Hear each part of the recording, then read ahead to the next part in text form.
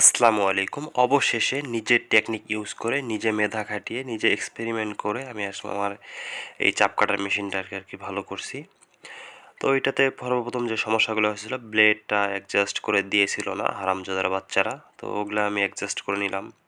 তারপর হারামজাদার বাচ্চারা অনেক সমস্যায় দিছিল আরকি। সবকিছু ঠিক করে নিয়েছি। আর হচ্ছে অবশ্যই আপনারা এই মেশিনের যেটা নিয়ম সেটা হচ্ছে ভিজা ঘাস দেওয়ার চেষ্টা করবেন না।